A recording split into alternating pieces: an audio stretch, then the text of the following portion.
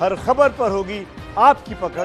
Download कीजिए ABP live app. सरकार से भी हरी झंडी मिल गई है, लेकिन अभी घर की डगर इतनी सीधी नहीं है। कुछ कागजी कार्रवाई है जो पूरी करनी जरूरी है। देखिए क्या करना होगा इसके लिए।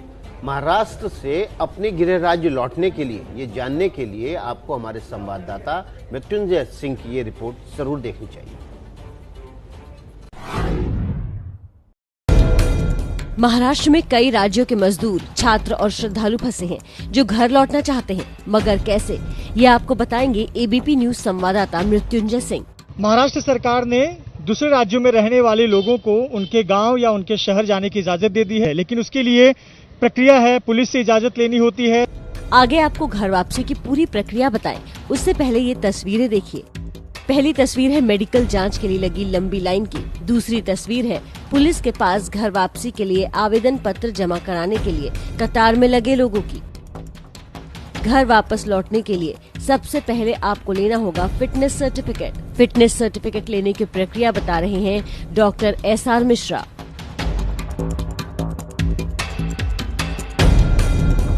पहले थर्मल स्कैनिंग करके उनका टेम्परेचर देखते हैं प्रेजेंट का, और उसके बाद उनका ऑक्सीजन लेवल भी देखते हैं कि सैचुरेशन कितना है उनकी बॉडी में, और उनसे फिर पूछते हैं कि उनको पहले हुआ था क्या प्रेजेंट सर्दी, खांसी, बुखार या इन्फ्लुएंजा टाइप, फ्लू टाइप में, और फिर उसके बाद इस समय भी पता करने की कोशिश करते हैं इस समय है क्या किसी को। अब जान लीजिए कि जांच कराने के लिए क्या करना होता है। उनको टोकन दिया है 30-30 आदमी का, 40-40 आदमी का ग्रुप बना के, और उनको एक डेट देके वो लोग में से एक लीडर को पहले बुला लेते हैं, उनका पूरा नाम लिख के सबको लेके उनको अंदर ऐसे खड़ा कर देते लाइन में, और फिर उनका पूरा करके वो 40 आदमी को यहाँ से रवाना कर देते हैं। ऐसे बहुत अच्छे से सिस्टमेटिक करके हम लोग चल रहे हैं। फिटनेस सर्टिफिकेट लेने के बाद आपको क्या करना है वो जान लीजिए। यहाँ पर फॉर्म सबमिट करते लेते हैं, उसका वेरिफिकेशन करते हैं, उसके बाद ये फॉर्म स्कैनिंग करके हमारे लोकल डीसीपी सर के ऑफिस में भेजते हैं। वहाँ से ये फॉर्म उनके स्टेट के लिए जाता है। उसके बाद वो परमिशन हमारे ईमेल पे आने के बाद डीसीपी सर की सिग्नेचर के बाद वो परमिशन की कॉपी उनको दी जाती है। उनका मेडिकल ओरिजिनल फिर से उनको दिया जाता है और उनको रवाना किया जाता है। यही वजह है कि पवई पुलिस थाने पर आवेदन जमा कराने वालों की लंबी कतार लगी है। आप देख सकते हैं कि किस प्रकार से लंबी कतार लगी हुई है। ये वो लोग हैं जो इजाजत हासिल करना चाहते हैं अपने गाँव जाने के लिए। अब देखिए इस युवक को इन्होंने अपना जो मेडिकल पत्र है और आवेदन पत्र है वो पुलिसकर्मी को दिया, पुलिसकर्मी उसे वेरीफाई कर रहे हैं। फॉर्म मंजूर होने के बाद लोगों को इस तरीके से परमिशन लेटर दिया जाता है। ये पवई पुलिस स्टेशन के वरिष्ठ पुलिस निरीक्षक सुधाकर कामले जी हैं जो जांच कर रहे हैं और हैंडओवर कर रहे हैं कि आप ये पत्र दिखाकर अपने गाँव, अपने गृह क्षेत्र जा सकते हैं। इसके बाद भी पुलिस सुनिश्चित करती है कि कोई कमी न रह जाए।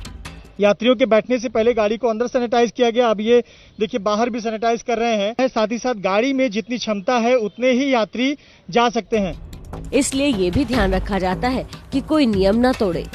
जितने लोग जाने वाले उनके नाम लिखे, उसका वायलेशन किया उन्होंने रास्ते में और कई चेक पोस्ट या नाकाबंदी में वो पकड़े गए, तो वहाँ की पुलिस वो चेक करेगी। उसका कोई वायलेशन होगा तो वहाँ पे उनकी जो लीगल कार्रवाई वो करेंगे। तो जब से ये प्रक्रिया शुरू हुई है, एक लंबी कतार, लंबी भीड़ मजदूरों की विशेष तौर पर देखने को मिल रही है।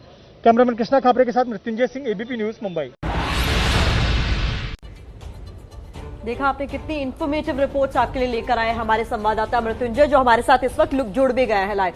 मृत्युंजय, मेरा सवाल आपकी पहली रिपोर्ट को लेकर है। हमने देखा कि किस तरीके से नासिक के जो प्याज किसान है वो परेशान हो रहे हैं। मेरा सवाल इसलिए ये है क्योंकि हम लोगों को अभी अगर जरूरत की बात करें, वेजिटेरियन खाने वाले हो, नॉन वेजिटेरियन खाने वाले हो, किसी तरीके की कमी नहीं हो रही है प्याज की। मार्केट्स में भी मिल रही है, कोई रेट में भी इजाफा नहीं हुआ है। तो ऐसे में किसानों की समस्या को अगर आप समझा सकें कि परेशानी फिर कहां हो रही है।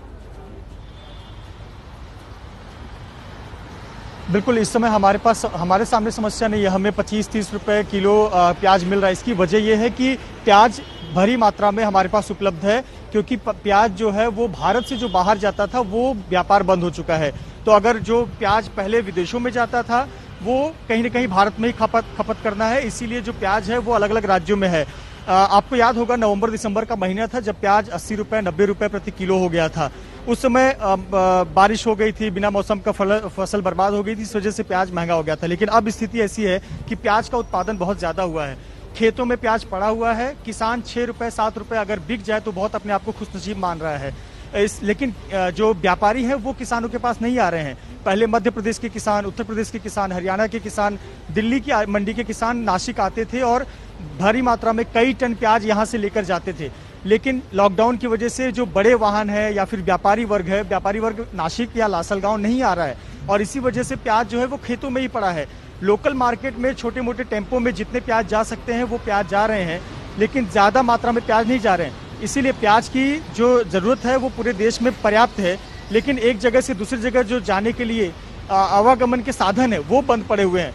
आपके यहाँ, हमारे यहाँ प्याज पर्याप्त उपलब्ध है, सस्ते भी हैं, बजट में है, इस वक्त बहुत महंगे नहीं है, लेकिन किसानों के पास में पर्याप्त प्याज है, इसीलिए वो 6 रुपए में प्याज बेचने को मजबूर है और हमें मंडी तक आते आते 30-35 रुपए प्रति किलो मिल रहा है। जी, बहुत ही अच्छी जानकारी दी आपने। मृत्युंजय, एक सवाल ये, आपकी जो दूसरी कहानी थी उस कहानी में आपने कहा कि लोगों को जाने दिया जा रहा है, लेकिन हमने तस्वीरों में देखा लोग अपने प्राइवेट वाहन से भी जा रहे हैं, जबकि जो गाइडलाइन इशू की गई है उसमें ये कहा गया है कि आप बसों के जरिए जाइए, उसके बाद बसों के जरिए जाने स्टेशन पहुंचने के बाद फिर ट्रेन के जरिए आप अपने गांव जा सकते हैं। तो क्या महाराष्ट्र में प्राइवेट व्हीकल्स भी अलाउ कर दिए हैं?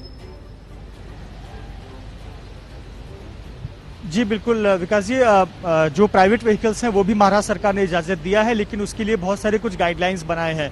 जैसे कि समझिए आपकी इनोवा गाड़ी है, उसमें कैपेसिटी 7 लोगों की है, 6 लोगों की है, पर उसमें आप अधिकतर 4 या 5 लोगों को बिठा सकते हैं।